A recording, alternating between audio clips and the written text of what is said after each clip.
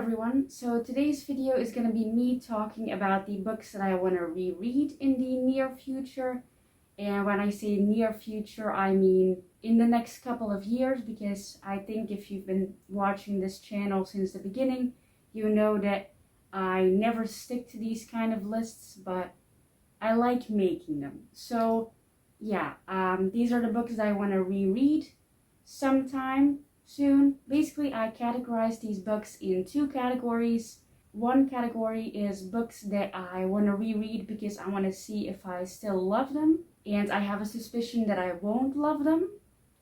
And the other one is me rereading some of my favorite books and just falling back in love with the world completely. So yeah, two very different categories. So I'm gonna start talking about the books that are in the category of I want to reread them because I don't know if I still like them, and I have a suspicion that I won't like them. So let's get into those books in that category. So the first book or series in this category is Harry Potter. I think we all saw this coming. Yeah, I've never actually read this series fully. I've read the first 3 books, I think, and I kept putting these books off because I just didn't think they were that good.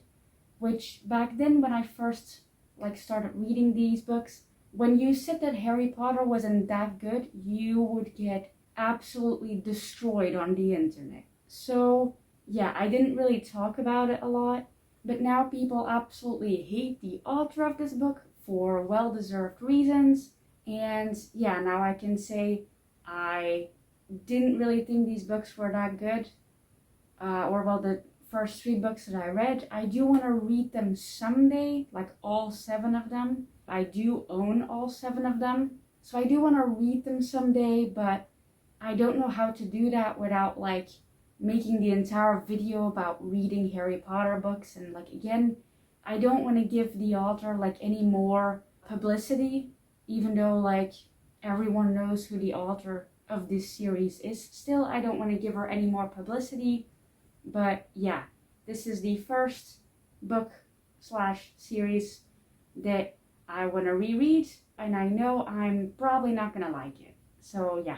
Then the next book that I read a couple of years ago that I want to reread is All the Bright Places. This is still quite a popular book that people talk about, especially on book Twitter, for a book that you have to read. I remember reading this book and liking it at the time, but I think that if I reread it now, I don't think I would like it as much. Especially, this deals a lot with mental health, and I don't know if the representation is good. I can't remember. I remember a couple of scenes from this book, especially one of the worst scenes of this book, but I genuinely can't remember if the representation is good. So I'm gonna reread it, and I'm gonna see if I still like it, but I don't think so. But yeah, I do want to give it another try. Also, this copy of the book is the one that I've had for years, and wow, these pages are so yellow. You can also see that I didn't know how to tap things back then, because I just used a sticky note cut in half, I think. And I'm also pretty sure that I know what scene this is tapped to, and I'm not gonna look at it because that scene screwed me up.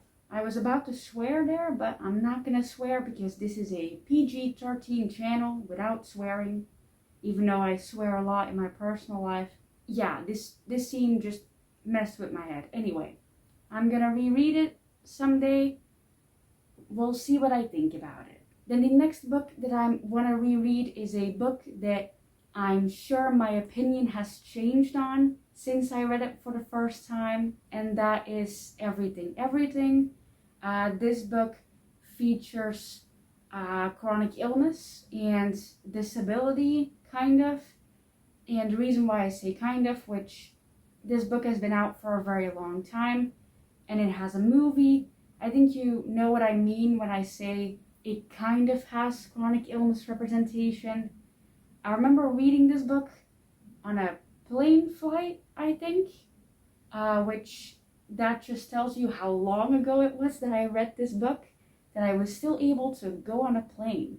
I haven't done that in literal years. Like I said, this book has some chronic illness representation. More specifically, it's about a girl who is allergic to the world and basically can't leave her house. And that's an actual like real condition that people have. I remember reading this book and liking it, which is very interesting considering, once again, I know that when I reread this, I'm absolutely not gonna like it because of the way the chronic illness is represented and the whole like sacrifice yourself for the person that you love kind of trope that certain like books and movies tend to have when it comes to chronically ill and disabled characters.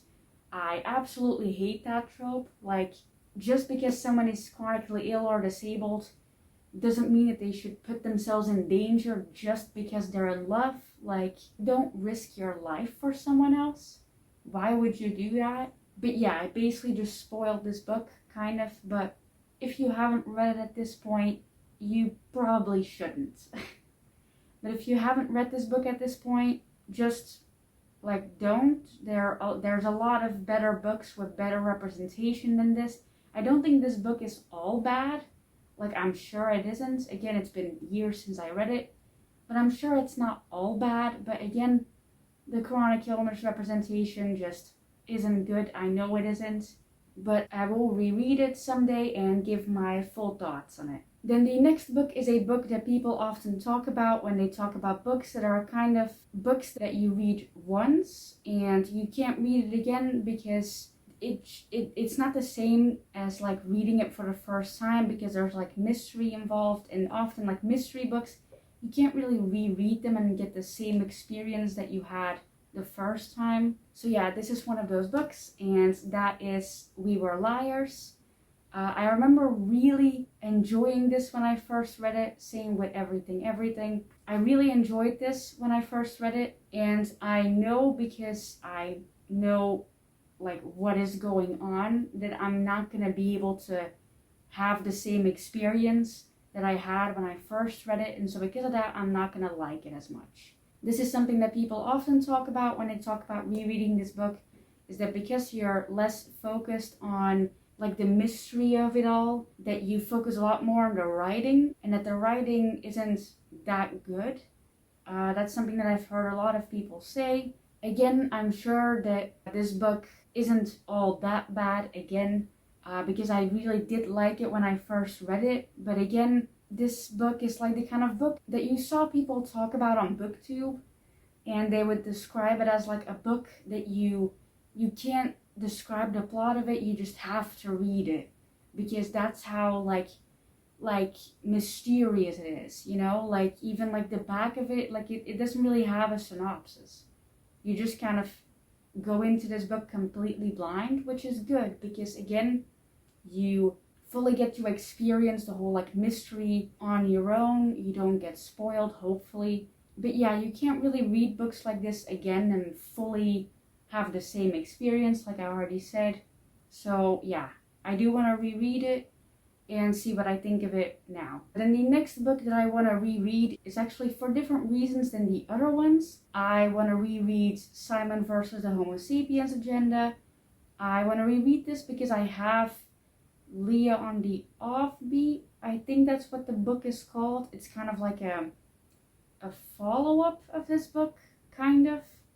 Like a sequel, but not really, I think. I think it's more like a spin-off. But yeah, I haven't read that book yet, and I've almost completely forgot what this book is about. Like, I know the main plot of it, but other than that, I've completely forgotten what it's about, and so I want to listen to the audiobook of this, and then listen to the audiobook of the next one, so the spin-off book, and just see what I think of it now that I'm like older, and this isn't like the first book with a gay main character that I've read, because this was, I think, the first book with a gay main character that I ever read. So yeah, that was a whole experience. But now that I've read like lots of books with gay main characters, I want to see what I think of this one, and if it holds up next to all the other ones.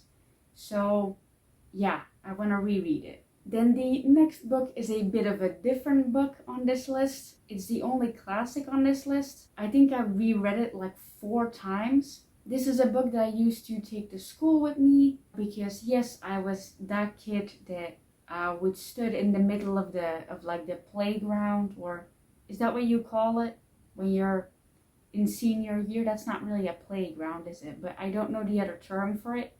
But yeah, I was that kid that would just stand there, and instead of talking to people, I would just read because I had almost no friends. So that was fun. So this book doesn't really have a lot of good memories attached to it, but I do remember really liking it, which is strange because I've heard a lot of people say that like if you like this book, that's a red flag, and I don't trust you. So now I'm like, I hope that my opinion about this book has changed, because otherwise, oh God, what have I done to myself? So that book is The Catcher in the Rye.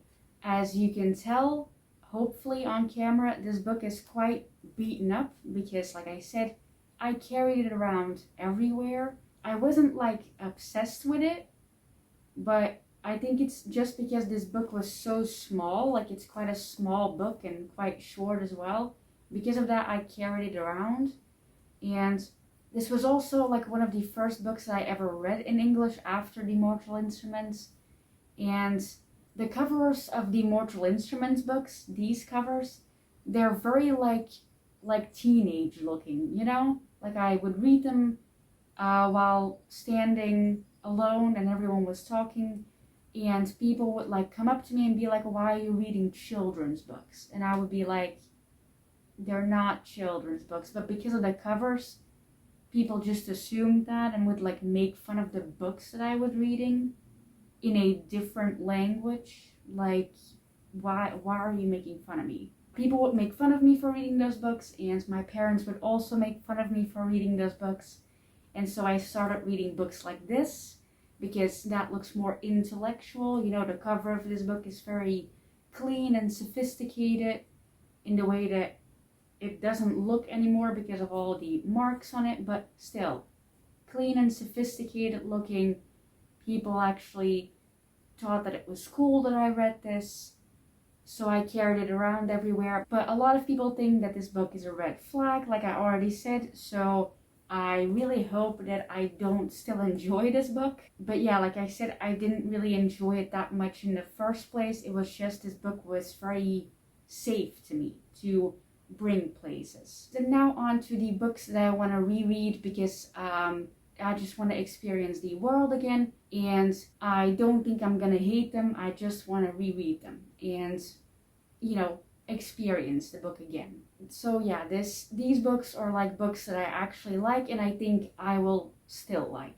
So the first book in this category is a book that I think everyone would expect in this category, and that is Percy Jackson. I read these books quite late, I think, and it took me quite a long time to read them as well. I think I was just very traumatized from like reading or trying to read Harry Potter and not liking it, and so I was like, if I don't like this series, people will come at me on social media for not liking Harry Potter or Percy Jackson. But luckily enough, I did like Percy Jackson. I think even if I reread it, I think I would still like it. I have not read the full Heroes of Olympus series, I think it's what it's called. I haven't fully read that one. I've read the first book, I think. But yeah, I want to reread this series and then read the Heroes of Olympus series, and hopefully I like them. And I also want to fully annotate these books because I read this right before I started annotating my books, so it has like 0 tabs in it, which is really annoying. Like I want tabs in my books because it's nice to look at, and there's none, so it just looks empty. Then the next book that I really want to reread is actually not a series, which the other books on this list are series or duologies. This one isn't. This one is a standalone book, and that is Queens of Geek. I already talked about this in my Autistic Booktuber tag video, where I said that this was the book that kind of made me realize that I should get tested for autism because of the autistic character that's in this book. She reminds me a lot of me, and because of that I was like, I should probably get tested. It wasn't just this book, it was also other experiences, but this book like kind of pushed me because it made me like realize, you know, like being autistic isn't bad. It's not like a bad label, which is what I thought before that because of what people told me. So I really want to reread this book and see if I still like it. I'm gonna assume I will like it. And also, I feel like this book is quite underrated. Like, I don't see a lot of people talking about it, which is quite sad.